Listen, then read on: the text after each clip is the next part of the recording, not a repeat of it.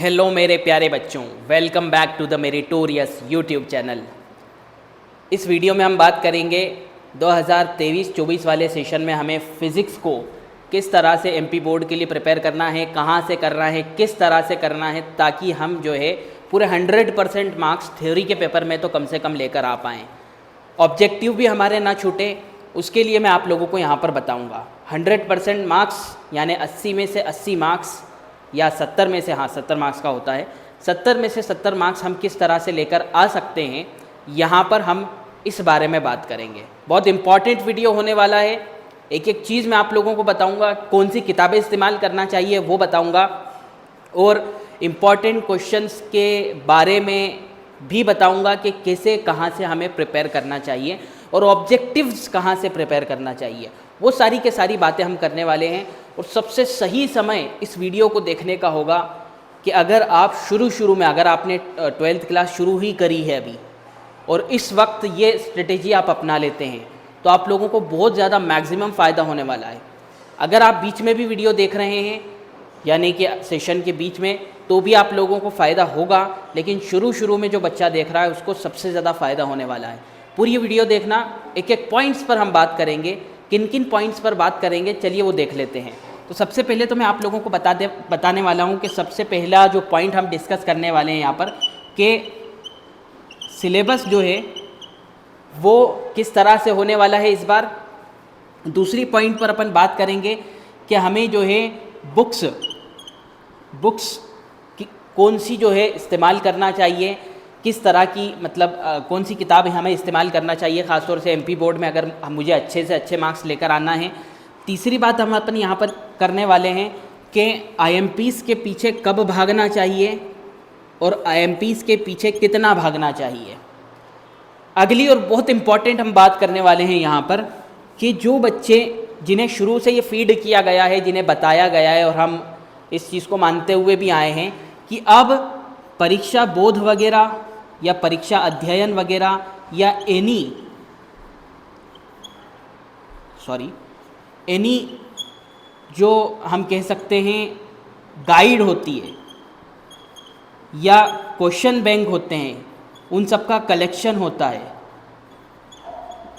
वो कितनी इफ़ेक्टिव रहती हैं और अब जाकर वो कितनी इफ़ेक्टिव रह चुकी हैं, पहले ज़्यादा थी या अब ज़्यादा इफ़ेक्टिव हैं, इन सब पर अपन डिस्कस करने वाले हैं। क्योंकि बहुत बड़ा जो है मतलब कुछ सालों से देखने में आया है कि एमपी बोर्ड के पेपर पैटर्न में, एमपी बोर्ड के क्वेश्चन आस्क्ड वाले पैटर्न में बहुत सारी चीज़ों में चेंज आया है और कहाँ ये किताबें एग्जिस्ट करती हैं।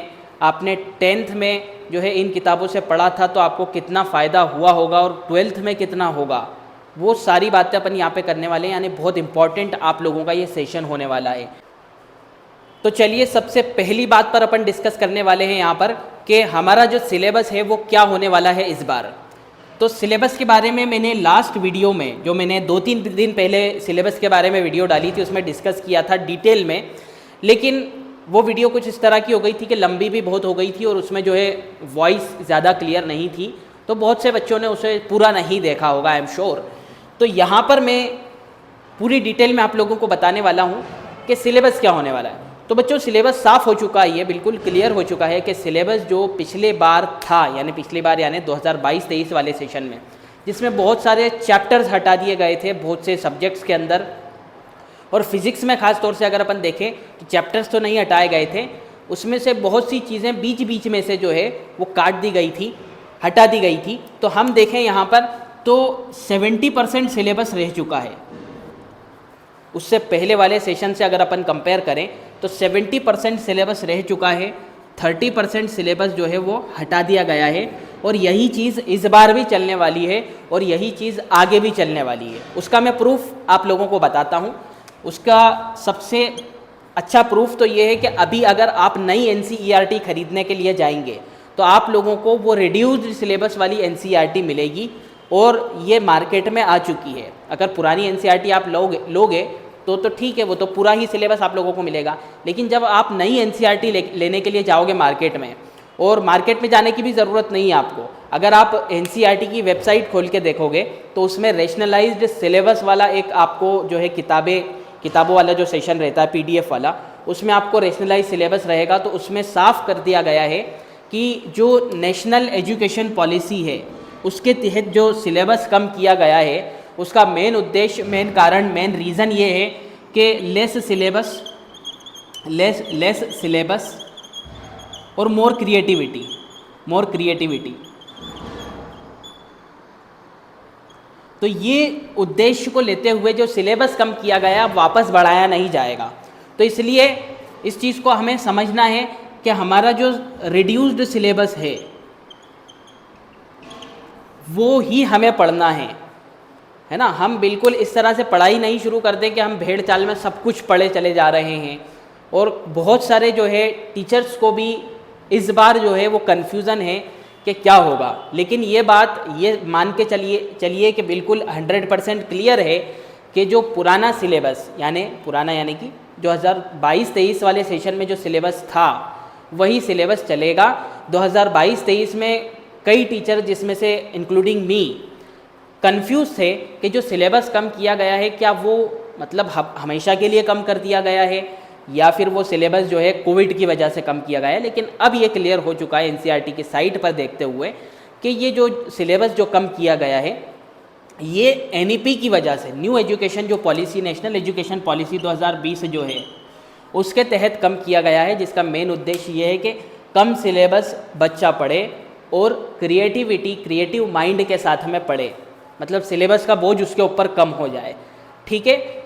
और हमें पता ही है कि एनसीईआरटी 100% लागू हो चुकी है एमपी बोर्ड में। पहले उनका अलग सिलेबस हुआ करता था, लेकिन अब तो 100% एनसीईआरटी लागू हो चुकी है। तो एनसीईआरटी के सिलेबस के हिसाब से ही एमपी बोर्ड चलेगा। तो उस हिसाब से आपको रिड्यूस्ड सिलेबस ही पढ़ना है। रिड्यूस सिलेबस से रिलेटेड जो पीडीएफ वगैरह और जो डॉक्यूमेंट्स रिक्वायर्ड होंगे वो मैं आप लोगों को टेलीग्राम चैनल पर दे दूंगा, वो ज्वाइन कर लीजिए आप, जिसका लिंक आपको डिस्क्रिप्शन के अंदर मिल जाएगा। वहाँ पर इससे रिलेटेड डॉक्यूमेंट्स आप लोगों को मिल जाएंगे। और क्या सिलेबस होने वाला है, क्या नहीं होने वाला है, अगर आप चाहते हैं तो उसकी वीडियो भी आप लोगों को मिल जाएगी। कमेंट में ज़रूर बताएं किस तरह से आप जो है चाहते हैं। तो सिलेबस का तो ये क्लियर हो चुका है कि रिड्यूस्ड सिलेबस जो पिछले साल था वो कि वही हमें जो है सिलेबस पढ़ना है, इसमें कोई एक्स्ट्रा चीज़ें नहीं पढ़नी। बहुत सारी इंपॉर्टेंट चीज़ें जो पहले के लिए इंपॉर्टेंट हुआ करती थी वो सारी के सारी चीज़ें अब हटा दी गई हैं। उसी तरह से हमें जो है प्रिपेयर करना है। ठीक है। बुक्स की बात करें हम, तो बुक्स कौन कौन सी इस्तेमाल करें, तो देखिए एनसीईआरटी तो ठीक है, जाहिर सी बात है, लेकिन एनसीईआरटी अगर आप पढ़ेंगे तो आपको समझ नहीं आएगा।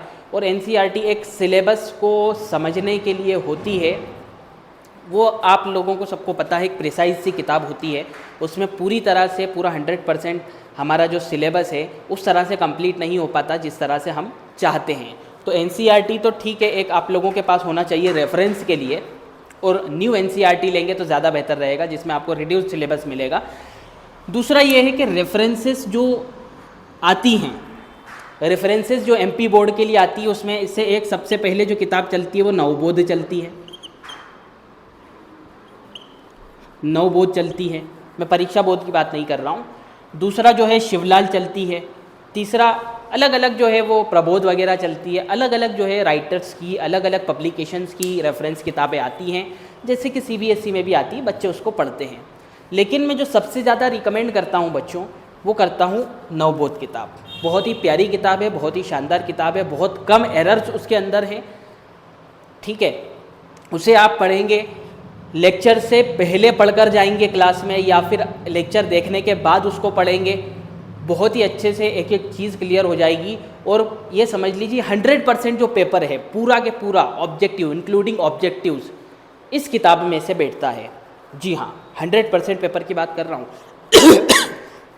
इस किताब में से बैठता है। एक इंटरेस्टिंग मैं आप लोगों को फैक्ट बताता हूँ, क्योंकि पिछली वीडियो में भी बताया था, लेकिन अभी आप जानेंगे तो हैरान हो जाएंगे कि इस बार यानी 2023 का जो पेपर था फिज़िक्स का, उस फिज़िक्स के पेपर के अंदर एक क्वेश्चन आया जो कि चूज़ द करेक्ट था, जिसके अंदर पूछा गया डॉक्टर होमी जहांगीर भाभा या फिर भाभा एटॉमिक रिसर्च सेंटर के बारे में पूछा गया कि वह कहाँ सिचुएटेड है।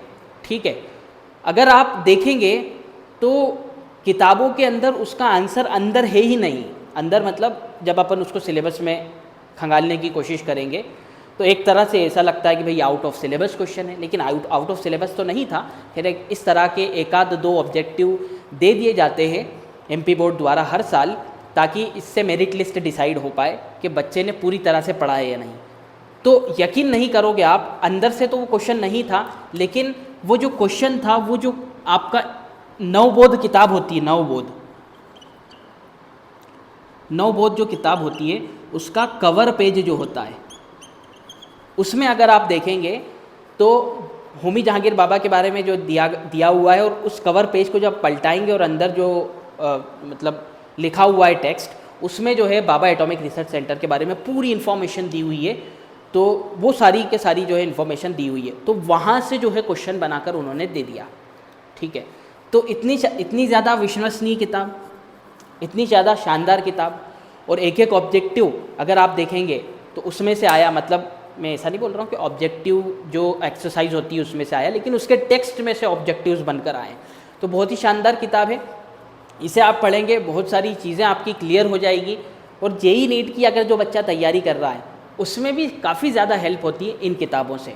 ठीक है, ऑब्वियसली जेई नीट के लिए किताब नहीं बनी है, लेकिन उसका टेक्स्ट बहुत शानदार है।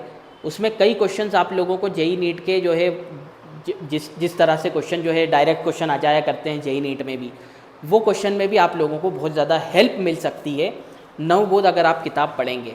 ठीक है, बाकी आपके स्कूल वगैरह में कौन सी जो है किताब चलती है, आपके स्कूल वगैरह में किस तरह की जो है रेफरेंस चलती है, उसे आप देख लीजिएगा। लेकिन मेरा रिकमेंडेशन ये रहता है कि नवबोध आप किताब पढ़ें, बहुत ज़्यादा जो है शानदार किताब है, बहुत ज़्यादा आपको मज़ा आएगा। और आपकी रीडिंग स्किल बहुत अच्छी है अगर, तो आपको एक एक चीज़ उसके अंदर से समझ में आने लगेगी। हाँ, लेक्चर के बाद या तो पढ़ें आप, या फिर जो लेक्चर होने वाला है, यानी जो टॉपिक जो है स्कूल में कोचिंग में पढ़ाया जाने वाला है, उसे पढ़कर जाएं, या फिर जो पढ़ाया गया है उसको आकर पढ़ें। उससे बहुत ज़्यादा आप लोगों को फ़ायदा होगा, बहुत ज़्यादा चीज़ें देखने के लिए मिलेगी। अगली बात करेंगे अपन यहाँ पर इम्पॉर्टेंट क्वेश्चंस के बारे में, कब भागना चाहिए, कहाँ से लेना चाहिए और क्या करना चाहिए। देखिए, इम्पॉर्टेंट क्वेश्चन के लिए मेरा जो एक्सपीरियंस कहता है वो ये कहता है कि अभी तो आप लोगों को इम्पॉर्टेंट क्वेश्चन के बारे में नहीं सोचना चाहिए, आप अभी पूरी तरह से सिलेबस कंप्लीट करें। हाफ सेशन जब हो जाएगा, जब ये सेशन जो है बिल्कुल आधा हो जाएगा, यानी सितंबर अक्टूबर की अगर मैं बात करूं, तो उस टाइम पे आप सोच सकते हैं कि जब मैं रिवीजन करना शुरू करूंगा, जब मेरा सिलेबस कंप्लीट होने वाला रहेगा, उस टाइम पे हम जो है इम्पॉर्टेंट टॉपिक्स ले सकते हैं। तो इम्पॉर्टेंट टॉपिक या क्वेश्चंस कहाँ से लें, तो उसके लिए बेसिक सा सिंपल सा एक नियम है। पिछले 5 साल के क्वेश्चन पेपर्स हल कर लीजिए, एक्सक्लूडिंग वो वाले क्वेश्चन जो कि सिलेबस से हट गए हैं, उन्हें हटाकर वो क्वेश्चंस जो है पिछले 5 साल के पेपर में से कर लीजिए। 10 साल के पेपर करने की ज़रूरत नहीं है। मेरी एक वीडियो है जिसमें मैंने एनालाइजेशन करा है कि पिछले 10 सालों में से कितना रिपीट होता है और पिछले 5 सालों में से कितना रिपीट होता है। तो पिछले 5 सालों में से देखा गया कि 50 से 60% पिछले 5 सालों में से रिपीट होता है, और बच्चे अगर पिछले 10 साल के पेपर करते हैं तो उसमें ज़्यादा फ़र्क नहीं पड़ता है, 60 से 65% जो है उसमें से रिपीट होता है। तो इसलिए इम्पॉर्टेंट क्वेश्चन के लिए ज़्यादा कुछ कहीं पे भी जाने की ज़रूरत नहीं है। आप इम्पॉर्टेंट क्वेश्चन जो है लास्ट 5 ईयर के जो क्वेश्चन पेपर हैं उन्हें आप सॉल्व करें, और बल्कि साथ ही साथ सॉल्व करते जाएं, साथ ही साथ उन्हें रटते जाएं, साथ ही साथ उनको याद करते जाएं। ठीक है, तो लास्ट जो है 5 ईयर के पेपर्स आप कर लीजिए, वो आपके लिए बेहतर रहेगा। ठीक है, उसके बाद अगर अपन बात करें परीक्षा बोध, परीक्षा अध्ययन वगैरह जो रटने की कोशिश करते हैं शुरू से बच्चे, ये करना चाहिए या नहीं करना चाहिए।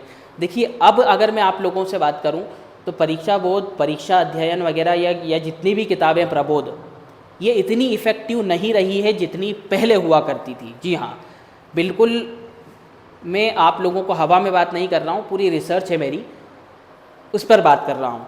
इतनी इफ़ेक्टिव नहीं है जितनी पहले हुआ करती थी। दूसरी कमियाँ इनके अंदर ये भी है। पहली कमी तो ये है कि जिस तरह से पहले क्वेश्चन इसमें से आया करते थे अब नहीं आते हैं। ख़ास तौर से जो short answer, very short answer 2-2 marks के, 3-3 मार्क्स के, वो परीक्षा बोध में से नहीं मिलेंगे। और बहुत सारे एक्स्ट्रा ऐसे क्वेश्चन इसमें डाले जाते हैं कि बच्चा जो है वो कन्फ्यूज़ हो जाए, और बच्चा मतलब अगर वो बगैर पढ़े उन क्वेश्चंस को पढ़ेगा तो कंफ्यूज हो जाएगा। ठीक है, तो इन्हें पढ़ना मेरे हिसाब से बहुत ज़्यादा यूज़फुल नहीं है। बाकी आपकी मर्ज़ी, आप ले भी सकते हैं, कोई प्रॉब्लम वाली बात नहीं है। लॉन्ग आंसर वाले क्वेश्चंस जो है ज़्यादातर रिपीट हो जाते हैं इनमें से, तो ये आप ले सकते हैं। और दूसरी बात यह है कि परीक्षा बोर्ड परीक्षा अध्ययन या ये जितनी भी जो अभी MP बोर्ड वाली किताबें हैं, इसमें आप लोगों को आइडियल आंसर्स नहीं मिलते हैं। आप लोगों को जो आंसर्स देखने के लिए मिलते हैं वो उस तरह के होते हैं कि भाई अगर वही रटे रटाए आंसर हम लिख कर आते हैं तो उसमें कई बार एरर होते हैं और सालों से वो एरर चल रहे हैं, मतलब 10-10, 15-15 साल से वो एरर चल रहे हैं और वो एरर कई बार देखे गए हैं और वो जो है सुधर ही नहीं रहे हैं। ठीक है, तो इसलिए आप इन पर जो है पूरी तरह से भरोसा नहीं कर सकते। एज अ मतलब साइड में हम क्वेश्चंस वगैरह देखने के लिए किताबें ले सकते हैं, बाकी सॉल्यूशंस वगैरह, बाकी जो आंसर्स वगैरह हैं वो तो आप अपने नोट्स से करें, ज़्यादा बेहतर रहेगा, बहुत ही बढ़िया रहेगा, बहुत बेहतर रहेगा। इंपॉर्टेंट क्वेश्चंस के लिए और चीज़ मैं आप लोगों को बता देता हूँ, हमारा टेलीग्राम जब आप चैनल ज्वाइन करेंगे उसमें मैंने पिछले 10 साल के, पिछले 5 साल के अलग से मेरी तरफ से इंपॉर्टेंट क्वेश्चंस लास्ट ईयर भी दिए थे, उनसे आप एनालाइज कर सकते हैं। पिछले 10 साल के ऑब्जेक्टिव्स वगैरह वो सारी चीज़ें जो है टेलीग्राम चैनल पर ऑलरेडी अवेलेबल है और ज़रूरत लगी तो मैं आप लोगों को जो है एक और बार अवेलेबल करा दूंगा। बहुत सारा टेक्स्ट है, बहुत सारी चीज़ें हैं। और अब इस बार तो ये होने वाला है कि जो इंपॉर्टेंट क्वेश्चंस मैंने दिए थे उनके आंसर्स भी आप लोगों को आइडियल आंसर मिलने वाले हैं। इस तरह के आंसर मिलने वाले हैं कि आप एग्ज़ाम में लिख कर आएंगे तो आपका 1 मार्क्स भी नहीं कटेगा, 1 मार्क्स भी कटने की संभावना 0 हो जाएगी। वो सारी चीज़ें हैं। रहा सवाल बच्चों ऑब्जेक्टिव का, 70 मार्क्स का पेपर आता है जिसमें से 20 मार्क्स के जो है ऑब्जेक्टिव आते हैं। पिछली बार 28 मार्क्स के आए थे। इस बार क्या होगा, ब्लूप्रिंट में क्या चेंज होगा, वो जब भी होगा वो आप लोगों को वीडियो बनाकर बता दी जाएगी, इन्फॉर्मेशन दे दी जाएगी। उसके लिए जो है सब्सक्राइब आप चैनल को कर लीजिए। तो ऑब्जेक्टिव्स मेरे प्यारे बच्चों इस बात को समझ लीजिए, अगर आप पिछले 10 साल के भी ऑब्जेक्टिव रिपीट करते हैं कोई गारंटी नहीं है कि 100% ऑब्जेक्टिव उसमें से जो है आ जाए। ऑब्जेक्टिव्स जो है टेक्स्ट और जो नोट्स आप लोग बनाएंगे और जो किताबें पढ़ेंगे उनमें से बीच में से ऑब्जेक्टिव्स बनाकर दे दिए जाते हैं। ये आप क्वेश्चन पेपर एनालाइज करके देख सकते हैं और आप लोगों को आगे आने वाली वीडियोस में भी मैं आप लोगों को ये बताऊंगा। चैनल को अगर सब्सक्राइब नहीं किया है तो सब्सक्राइब कर लीजिए और इसी तरह के इन्फॉर्मेटिव और ऑब्जेक्टिव और जो है इम्पॉर्टेंट क्वेश्चंस के लिए अगर वीडियो पाना चाहते हैं तो चैनल को सब्सक्राइब कीजिए और वीडियो को ज़्यादा से ज़्यादा शेयर कीजिए। Thanks for watching for this video.